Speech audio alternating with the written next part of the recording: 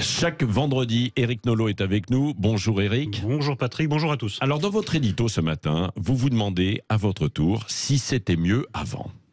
De nombreux Français éprouvent le même sentiment, mais tous ne lui donnent pas le même nom.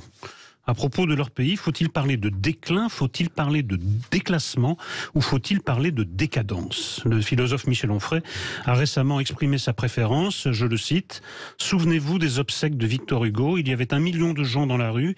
Aujourd'hui, on célèbre des footballeurs, pas des écrivains. Nous sommes déclassés en tout. » Un thème du déclassement qui sert également de fil rouge à son entretien avec Michel Houellebecq dans la nouvelle livraison de la revue Front Populaire.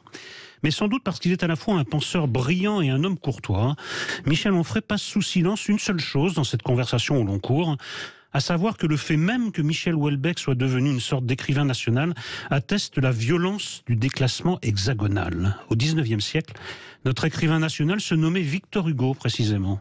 Pour ce qui est du XXe siècle, on se chamaille encore entre partisans de Proust et défenseurs de Céline pour déterminer qui est le plus grand de ces deux géants littéraires. Le moins que l'on puisse dire est que Michel Houellebecq souffre de la comparaison avec les trois noms tout juste cités. Chroniqueur dépressif d'un pays qui broie du noir à longueur de journée, il brille bien davantage par ses talents de sociologue que de romancier ou de styliste. Mais bien d'autres signes de déclassement sautent aux yeux ces derniers temps. Alors lesquels retenez-vous en particulier, Éric Nolot ? Alors commençons par le plus anecdotique, l'élection en cours du futur patron du Parti des Républicains. Jadis, s'affrontaient au sein de cette formation Nicolas Sarkozy, François Fillon et Alain Juppé.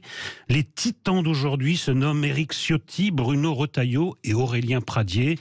Il n'est sans doute pas utile de développer. Plus sérieux à présent, depuis plusieurs semaines, nos compatriotes sont avertis de possibles coupures d'électricité durant l'hiver. Non seulement leur pays se trouve ainsi brutalement relégué au stade du sous-développement, mais ils comprennent en outre que vient de tomber en poussière l'un des emblèmes de la puissance nationale, cette énergie nucléaire censée garantir non seulement notre sécurité dans sa version militaire, mais aussi notre indépendance dans sa version civile. Autre monument en cours d'affaissement, l'éducation nationale, dont les tests viennent d'établir que les élèves de CM2 commettent 2 fois plus de fautes d'orthographe et de grammaire que leurs parents, des fautes qui portent sur des notions élémentaires telles que l'accord entre le sujet et le verbe ou celui du participe passé. Ce n'est plus un déclassement, c'est une dégringolade. Les idéologues wokistes n'en viennent pas moins vous expliquer que le respect de la langue française figure parmi les préjugés d'un ordre patriarcal à abattre. Et pour faire plaisir à Michel Onfray et pour anticiper sur notre débat, je terminerai par un mot de football. Il a tout juste 40 ans. Michel Platini accompagnait hors du terrain une civière sur laquelle gisait son ami Patrick Battiston, victime d'une sauvage agression de la part du gardien allemand Schumacher lors d'une demi-finale de Coupe du Monde légendaire entre la France et la RFA.